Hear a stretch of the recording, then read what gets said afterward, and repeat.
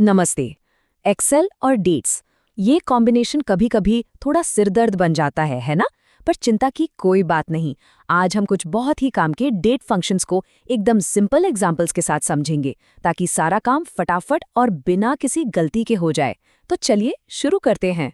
हाँ, एक्सेल में डेट्स के साथ काम करना समटाइम्स बहुत फ्रस्ट्रेटिंग हो सकता है।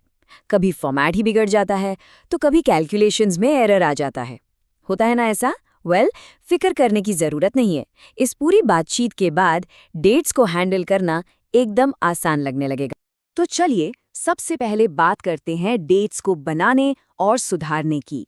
सोचिए, ये उन पजल के टुकड़ों की तरह हैं जो अलग-अलग पड़े हैं और हमें उन्हें जोड़कर एक पूरी तस्वीर बनानी है।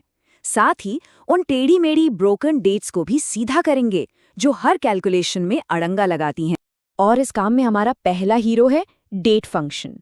मान लीजिए साल, महीना और दिन, ये तीनों अलग अलग कॉलम्स में बैठे हैं। अब क्या करें? सिंपल, डेट फंक्शन इन तीनों को बुलाता है और एक साथ मिलाकर एक प्रॉपर वैलिड एक्सेल डेट बना देता है। देखिए कितना आसान है। इसकी सिंप्लिसिटी ही इसकी असली पावर है। हमने बस साल की जगह 2026 डाला, महीने के लिए 1 और दिन के लिए 15, और formula is equal to date 2026 115 ने जादू इन टुकड़ों को उठाया और फटाक से 15/01/2026 बना दिया।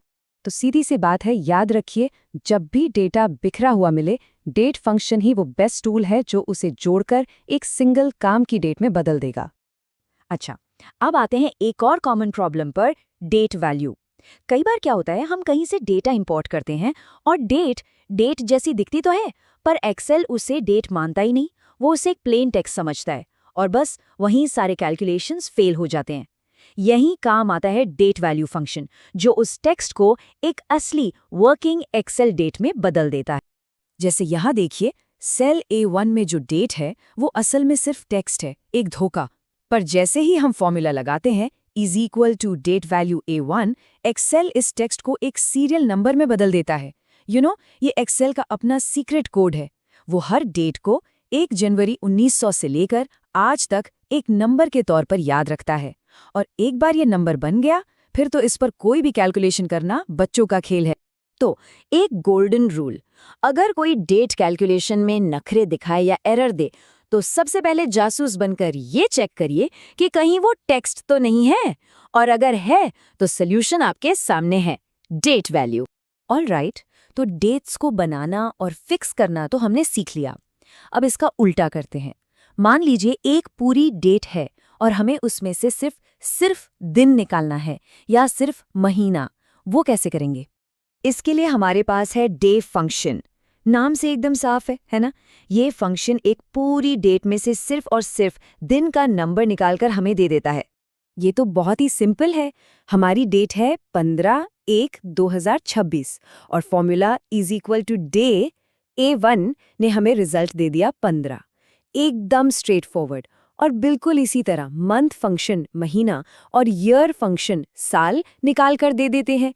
तीनों एक ही फैमिली के हैं। तो इस बात को गांठ बांध लीजिए, जब भी डेटा को दिन, महीने या साल के हिसाब से ग्रुप करना हो या एनालिस करना हो, तो ये छोटे छोटे फंक्शंस लाइफ सेवर साबित होते हैं।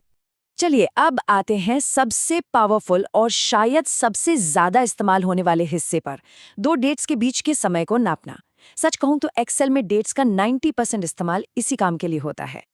और इसके लिए हमारा मेन टूल है डेज फंक्शन।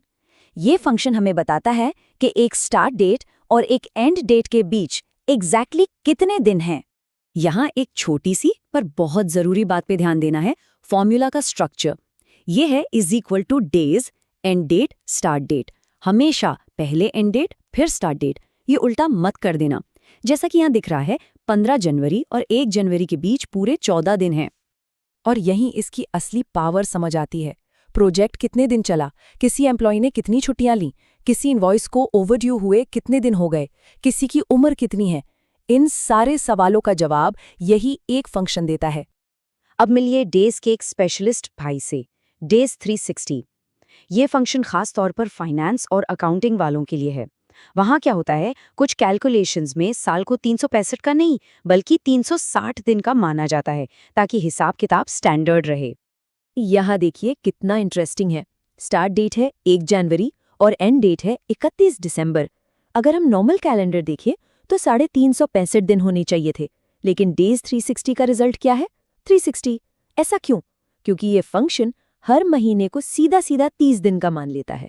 बस इससे फाइनेंशियल कैलकुलेशंस में एक यूनिफॉर्मिटी आ जाती है।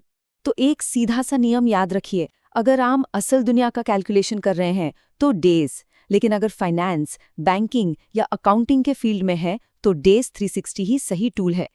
ये कंपैरिजन देखिए, सारी कंफ्यूजन दूर हो जाएगी। एक तरफ है डेज जो असल दुनिया के कैलेंडर के हिसाब से चलता है, प्रोजेक्ट्स, लीव, एज, इन सब के लिए, और दूसरी तरफ है डेज 360 जो फाइनेंशियल दुनिया के 360 दिन वाले साल पर चलता है, अकाउंटिंग और फाइनेंस के लिए। बस काम देखिए और सही टूल चुनिए। चलिए, थ्योरी बहुत हो गई, अब थोड़ा प्रैक्टिकल हो जाए। एक बहुत ही कॉमन टास्क लेते हैं। हमें ये पता करना है कि किसी एम्प्लॉय को ज्वाइन किए हुए आज तक एग्जैक्टली कितने दिन हो गए हैं। इसका सलूशन एकदम सिंपल है। देखिए, एंड डेट क्या होगी? आज की तारीख। उसके लिए हमारे पास है टुडे फंक्शन जो हमेशा करंट डेट देता है। स्टार्ट डेट क्या है? वो ज्वाइनिंग डेट जो मान लीजिए सेल A1 में है। तो हमारा फाइनल फॉर्मूला क्या बना? Is equal to days today comma A1। है ना सिंपल? तो चलिए एक फटाफट रिकैप करते हैं हमने क्या क्या सीखा। बिखरे हुए डेटा को जोड़ने के लिए डेट, टेक्स्ट वाली नकली डेट को असली बनाने के लिए डेट वैल्यू, डेट में से सिर्फ दिन निकालने के लिए डे, 2 तारीखों के बीच का अंतर जानने के लिए डेज, और आखिर में फाइनेंस वालों के लिए स्पेशल डेज 360। तो अब एक्सेल में डेट्स पूरी तरह से कंट्रोल में हैं। अब इन्हें बनाना, सुधारना और इनके बीच का समय नापना सब कुछ मुमकिन है। तो अब सवाल ये है कि इस नई पावर के साथ अगला डेटा चैलेंज कौन सा सॉल्व होने वाला है। इन फंक्शंस को इस्तेमाल करिए और अपने डेटा से कुछ नई इंटरेस्टिंग इंसाइट्स निकालिए।